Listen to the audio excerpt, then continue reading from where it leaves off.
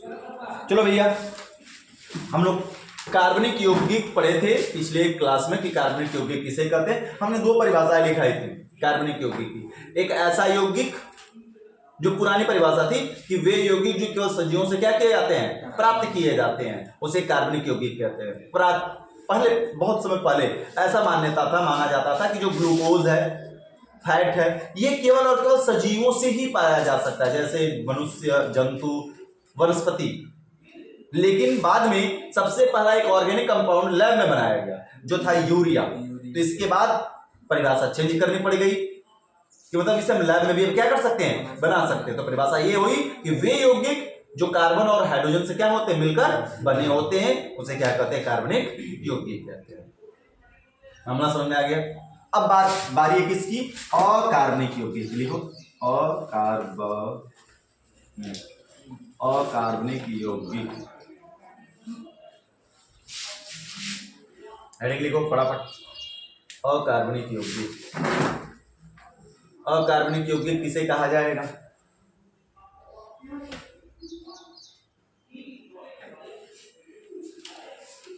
समझा जाए भैया? युवराज सिंह, पुरानी परिभाषा पहले जानते हैं, फिर नई परिभाषा। क्या है पुरानी परिभाषा? वे यौगिक जो सजीवों से प्राप्त नहीं किए जाते, जो सजीव से प्राप्त, निर्जीव से प्राप्त किए जाते हैं। निर्जीव का मतलब सूखी हुई लकड़ी हो गया, स्टैंड हो गया, स्टैंड हो गया, दीवार हो गया, निर्जीव से पाया जाए, जिनमें जीवन, ठीक है, जिसमें जीवन न हो, उससे हम जो यौगिक प्राप्त करते हैं उस यौगिक को क्या कहते हैं, कार्बनिक, अकार्बनिक यौगिक कहते हैं। लिखो वे यौगिक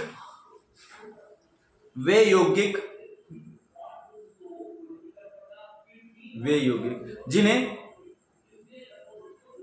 निर्जीव से प्राप्त किए जाते हैं, जिन्हें निर्जीव से प्राप्त किया जाता है, उसे अकार्बनिक यौगिक कहते हैं। ये पुरानी परिभाषा है, ठीक है ना।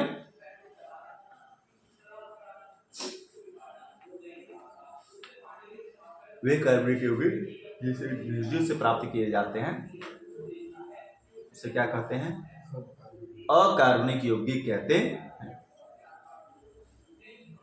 ठीक है, सारा कुछ तुमको जानते चलना है भाई 11 में। पुराना क्या था, नया क्या अपडेट हुआ, टोटल चीजों को जानते चलना है। चलो अब लिखा जाए नई परिभाषा। क्या भैया, जब लैब में बनाना प्रारंभ हुआ, लैब में हमने नमक बनाया, लैब में हमने सोडियम कार्बोनेट बनाया, लैब में हमने बहुत कुछ चीजों को बना दिया। तो बनने के बाद ये हुआ कि इसे हम लैब में भी क्या कर सकते हैं, वह बना सकते हैं। तो परिभाषा बदलेगी, वे यौगिक जो कार्बन से मिलकर, कार्बन और हाइड्रोजन से मिलकर नहीं बने होते हैं। देखो, वे यौगिक जो कार्बन तथा हाइड्रोजन से मिलकर नहीं बने होते हैं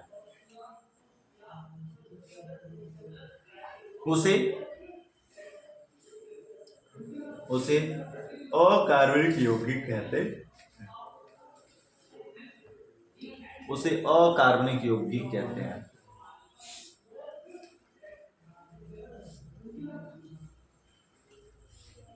हो गए, उसे अकार्बनिक यौगिक कहते हैं। जैसे HCl, NaCl, H2SO4,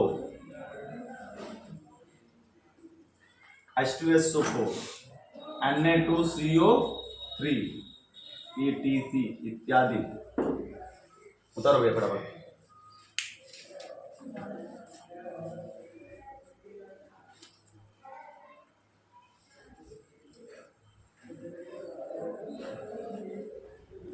कहोगे सर जी कहा ना हाइड्रोजन इसमें है, कहो।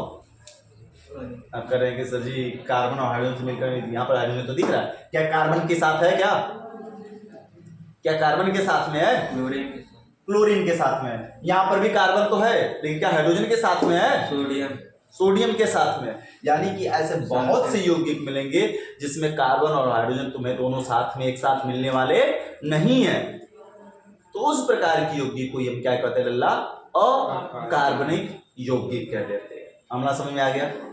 चलो अब यहाँ पर कार्बनिक यौगिक और अकार्बनिक यौगिक का भाग खत्म हुआ। यह किसके भाग थे? शुद्ध पदार्थ। शुद्ध पदार्थ में दो भाग तत्वों से मिलकर बना और एक बना यौगिक। तत्व तीन भागों में बटा, धातु, अधातु और उपधातु में। यौगिक बांटा गया दो भागों में, एक कार्बनिक और एक अकार्बनिक। अब बारी है किसकी? अशुद्ध पदार्थ की। तो हेडिंग लिखा जाए अशुद्ध पदार्थ, या उसी को क्या कहते हैं लल्ला हम लोग? मिश्रण। अशुद्ध पदार्थ या मिश्रण।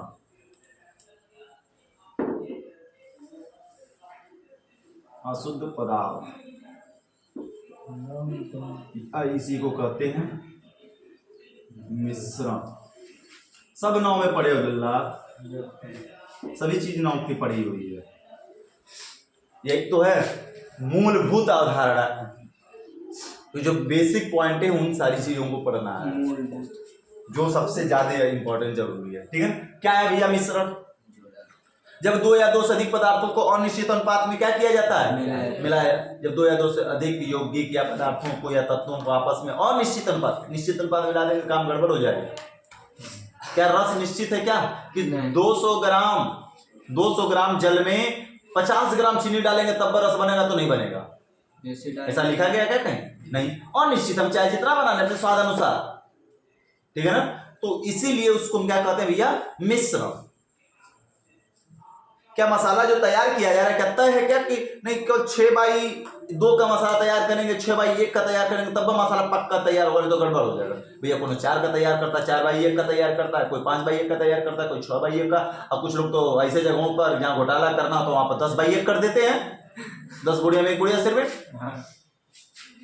मामला समझ में आ रहा है? तो इसमें कोई निश्चित नहीं है। तो मिश्रण खिचड़ी बनाते समय वही हाल है भैया। क्या मिश्रण तय होता है कि दाल इतना डालना है, चावल इतना डालना है तब बनेगा? तो नहीं बनेगी खिचड़ी, नहीं। वो अनफिक्स होते हैं अनुपात आयतन। तो वे यौगिक या वे पदार्थ जो दो या दो से अधिक पदार्थों के अनिश्चित अनुपात में मिलने से क्या होता है? बनता है। उसे क्या कह देते हैं? मिश्रण या शुद्ध पदार्थ कह देते हैं। शरबत क्या शुद्ध है, प्योर है? नहीं। प्योर का मतलब कि केवल और केवल वही हो, एक ही चीज हो, दूसरा की कोई उपस्थिति न हो। देखो दो या दो से अधिक पदार्थों के दो या दो से अधिक पदार्थों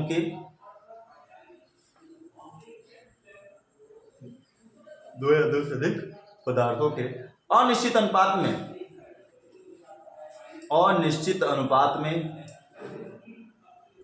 मिलाने से, दो या दो से अधिक पदार्थों के अनिश्चित अनुपात में मिलाने से मिश्रण का निर्माण होता है। इसका निर्माण होता है भैया? मिश्रण का निर्माण होता है। मिश्रण या अशुद्ध पदार्थ का निर्माण होता है। मिश्रण या अशुद्ध पदार्थ का निर्माण होता है। हो गया? यह मिश्रण दो प्रकार का होता है। कौन कौन सा भैया?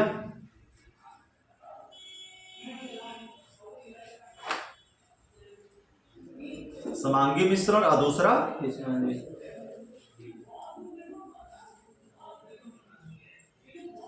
विषमांगी मिश्रण। यह मिश्रण दो प्रकार का होता है, पहला समांगी मिश्रण, दूसरा विषमांगी मिश्रण।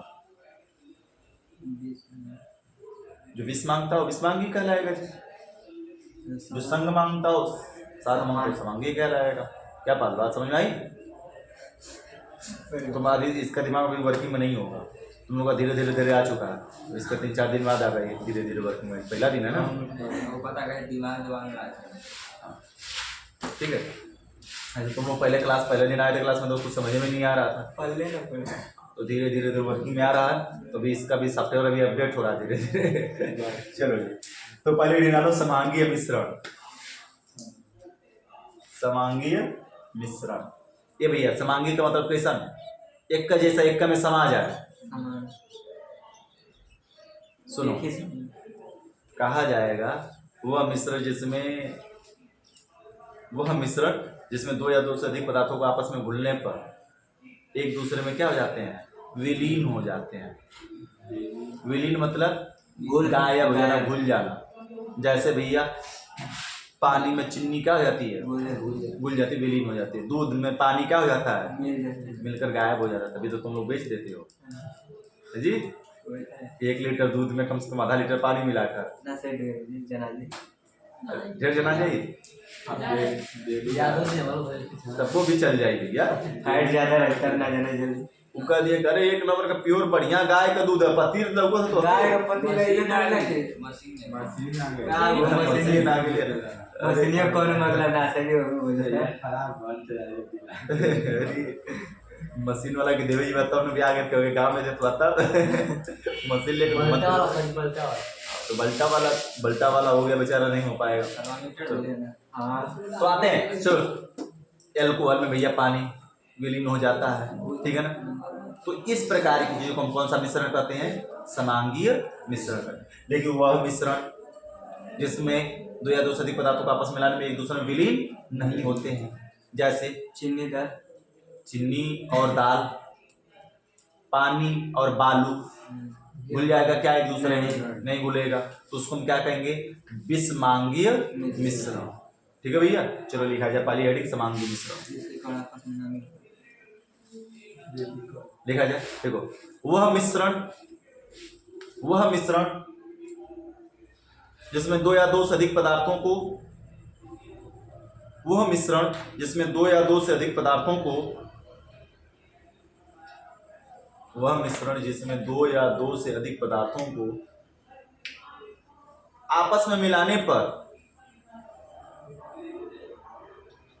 वह मिश्रण जिसमें दो या दो से अधिक पदार्थों को आपस में मिलाने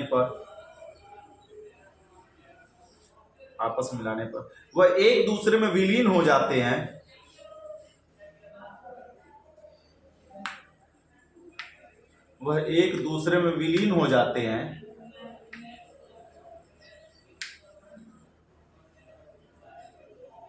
आपस में मिलाने पे एक दूसरे में विलीन हो जाते हैं तो उसे समांगीय मिश्रण कहते हैं। तो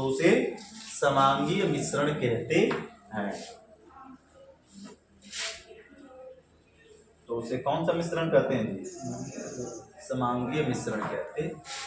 हो गया जैसे कैसे जैसे चीनी जल का मिश्रण चीनी और जल ऐसे लिखना बस चीनी और जल कामा दूध और जल कामा अल्कोहल और जल आदि। कैसा भैया तीनों का तीनों अब भैया का चीनी घुल सकता है यूरिया ग्लूकोज नहीं घुल सकता है क्या घुल सकता है ना तो सारा कुछ हो जाएगा जी। चलो अब हेडिंग कौन सा लिखेंगे क्या परिभाषा बताना पड़ेगा। पुट्टी और पानी वही तो बात है कहाँ घुलकर खत्म हो पाता है एक दूसरे में विषमांगी है ना एक घुलने के बाद गायब हो जाए दोनों किसी। अभी जो चीनी में पानी में चीनी घोलते हैं तो चीनी कहीं दिखाई देती है पुट्टी में पानी भी होता है तभी ना भैया उसकी अवस्था बदल जाती है पाउडर से कैसा हो जाता है लिक्विड जैसा दिखने लगता है। नमक का पानी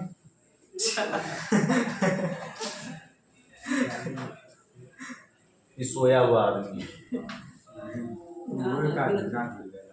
अच्छा नमक माना घुलेला भैया देख ला ऐसी वाला नमक बोलो विषमांगी मिश्रण की परिभाषा लिख लो जल्दी लिखो युवराज सिंह विषमांगी मिश्रण की परिभाषा लिखो जल्दी जी बस जब नहीं शब्द कर दोगे जी एक दूसरे में विलीन नहीं होते हैं।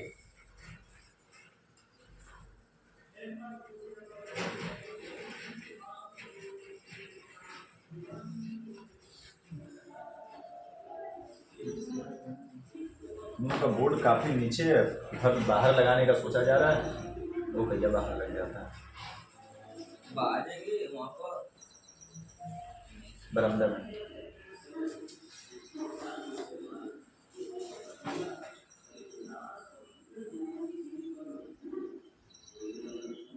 तुम यहाँ से बैठ कर पर कमरे में नज़ारा ज्यादा देख रहे हो। प्राकृतिक चीजें जैसे क्या लिखे परिभाषा बोल दो जी क्या लिखे परिभाषा वह मिश्रण जिसमें दो या दो से अधिक पदार्थों का आपस में मिलाना पर एक दूसरे में विलीन नहीं होते विलीन नहीं होते हैं क्या कहलाते हैं विषमांगीय मिश्रण कहते जैसे रेत मिट्टी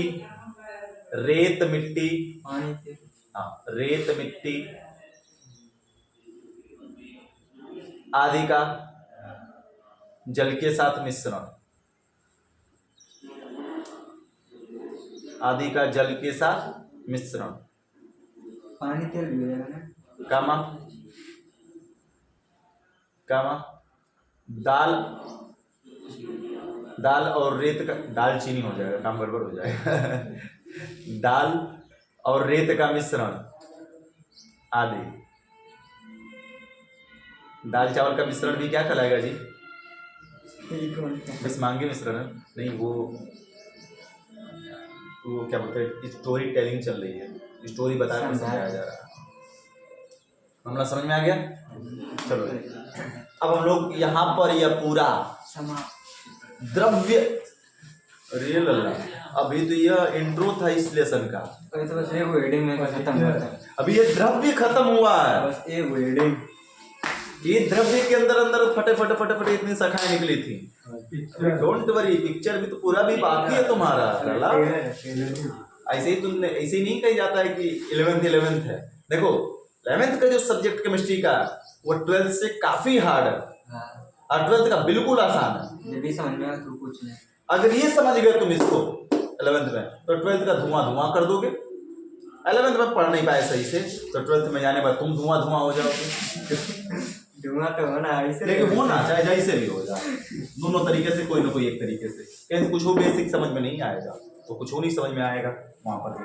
अब बारी करते थोड़ा सा यहाँ पे विलीन शब्द की बात आई है।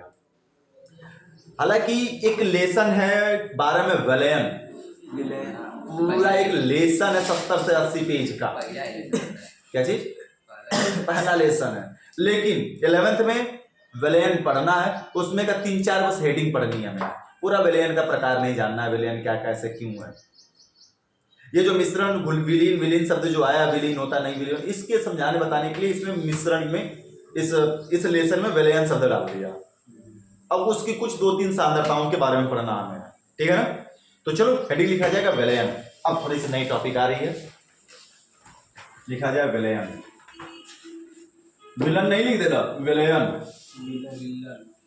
विलयन। तो भैया विलयन किसको कहते हैं, यानी सॉल्यूशन किसको कहते हैं? विलयन घुलना, विलयन यानी घुलना।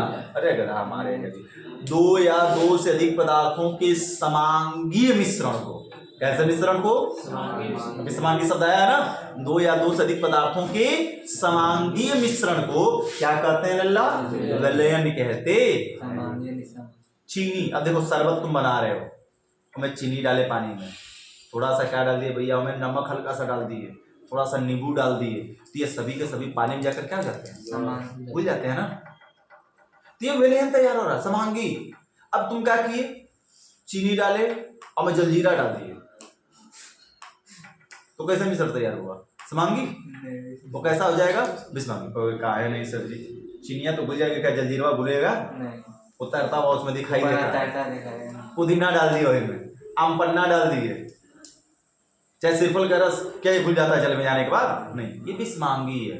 तो विस्मांगी की बात नहीं की जा रही है यहाँ पे, किसकी बात करेंगे हम? केवल समांगी। 2 या 2 से अधिक पदार्थों के समांगी मिश्रण को हम क्या कह देते भैया? विलयन कह देते। एक बचने वाली परिभाषा है, अगर न याद हो पाए तो बचने के लिए क्या कर सकते हो? विलयन 2 चीजों से मिलकर बना होता है। किससे किससे लल्ला? एक विलेय सॉल्यूट और एक सॉल्वेंट, 2 चीजों से मिलकर बना होता है। तो कहेंगे विलेय तथा विलायक के मिलने से, बचने के लिए परिभाषा, विलेय तथा विलायक के मिलने से किसका निर्माण होता है? विलयन का निर्माण होता है। तो चलो दोनों परिभाषा लिखते हैं। पहली परिभाषा लिखा जाए पहले, ओरिजिनल इसकी देखो। 2 या 2 से अधिक पदार्थों के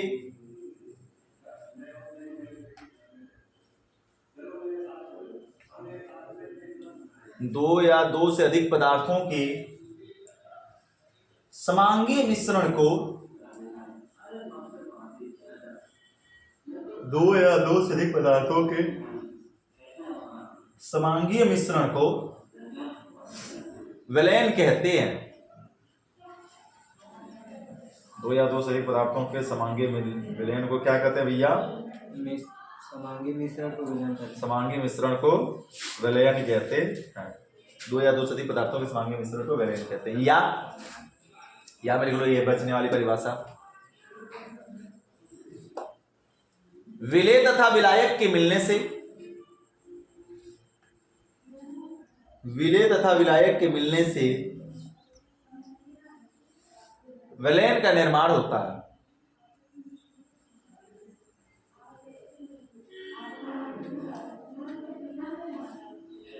विलेय तथा विलायक के मिलने से विलयन का निर्माण होता है।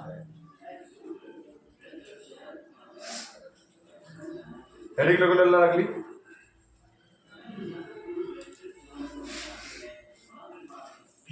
अगली हेडिंग लिखा जाए, बोले देखो, विलयन के भाग,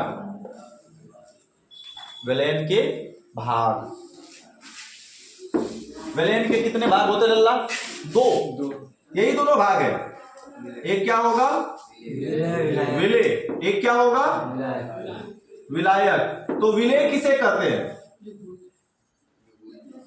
जो गांव में सुने होगे भैया, कहा नहीं जाके कहीं बिला गया था, बुढ़वन को गुस्सा दो, जो बूढ़े बुजुर्ग लोग हैं, और उनको तो चिढ़ा दो, गुस्सा दिला दो, वो जाके कहीं ना कहीं बिला जाता था। हेल्पिंग वर्ब लगा के बोलते हैं, हम नहीं बोल सकते हेल्पिंग वर्ब लगाते, यहाँ पर सहायक क्रिया लगा देते हैं ना साथ में, समझ रहे हो? और लगा के बोलते कहीं जाके कहीं बिला जा रहा है कहीं पर। तो इसका मतलब ये है विलीन हो जाना जी, गायब हो जाना, हेरा जाना। तुम मेला में गए, जाके विलीन हो गए, बिला गए, यानी हेरा गए। मेला की संख्या बहुत बड़ी है और तुम उनमें एक अकेले हो। तो जी विलयन में जिसकी मात्रा कम होगी, विलयन में जिसकी मात्रा कम होगी उसे क्या कहते हैं? विलेय कहते हैं, यानी सॉल्यूट। और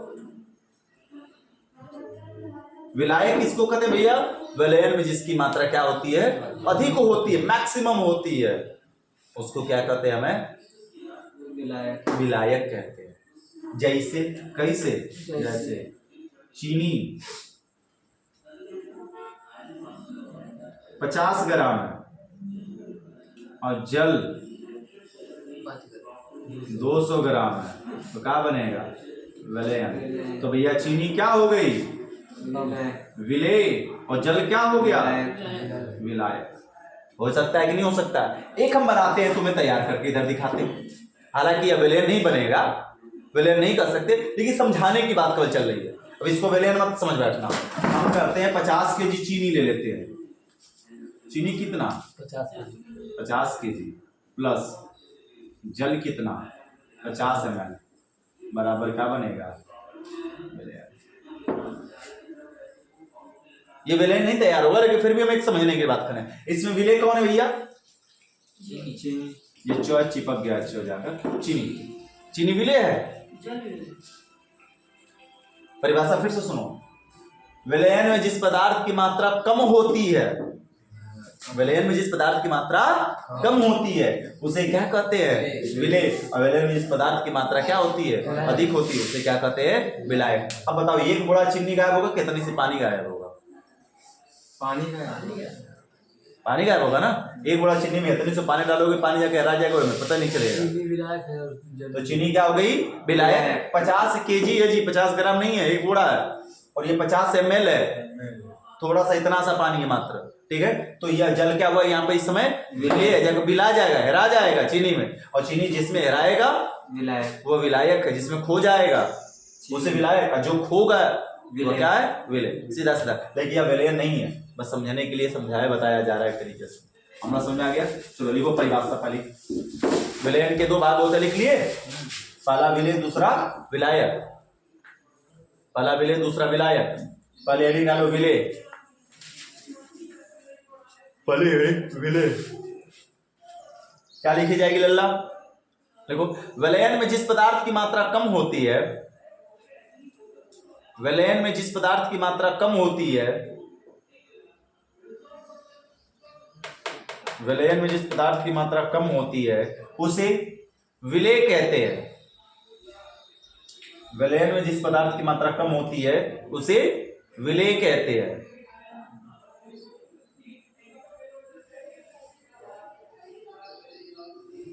विलयन में जिस पदार्थ की मात्रा कम होती है उसे क्या कहते हैं? विलेय कहते हैं। अगर में लिखो विलायक, नहीं लिख लोगे क्या? विलयन में जिस पदार्थ की मात्रा अधिक होती है उसे क्या कहते हैं? विलायक कहते हैं। तुम लोग चलान हो जी, बस अकल से गधे लिखते हो। होना जी के कैसे इतिहास बदल क्या बोल रहा है जी? वो ना देखे कि इतिहास बदल गया।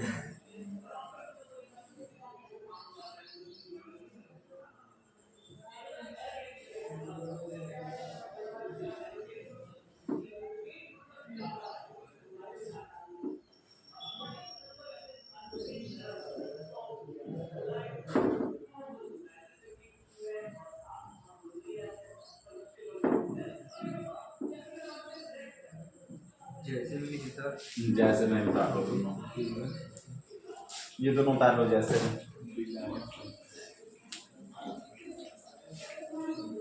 विलय विलायक समझ में तो आ गया होगा जी। इतना कोनो कठिन परिभाषा नहीं, ऐसी कोई बात भी नहीं है। जो हेरा जाए वो विलय, और जिसमें हेरा जाए वो विलायक।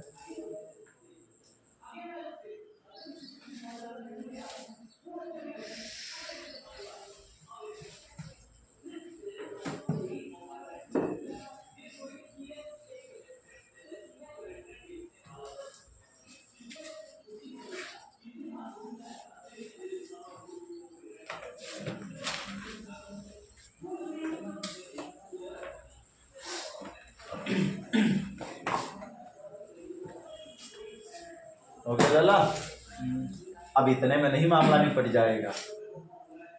अब देखो, अब पढ़ना है। देखो विलयन के प्रकार होता है, लेकिन वो नहीं पढ़ना हम लोगों को। 12 में पढ़ना है विलयन के प्रकार। विलयन होते हैं 5 प्रकार के। तन्म विलयन, सांद्र विलयन, संतृप्त विलयन, अति संतृप्त विलयन, ठीक है ना, और संतृप्त विलयन, ये 5 प्रकार के होते हैं, नहीं पढ़ना है।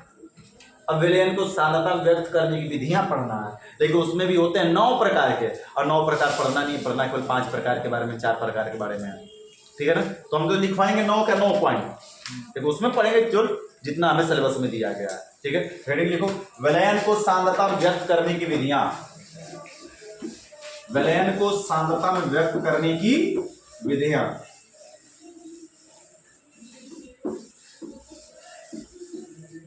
विलयन को सांद्रता में व्यक्त करने की विधियां। हेडिंग फास्ट करो, और कल हम लोग इसके बारे में क्या करेंगे, पढ़ेंगे। विलयन को सांद्रता में व्यक्त करने की विधियां, ठीक है ना। शाबाश। चलो।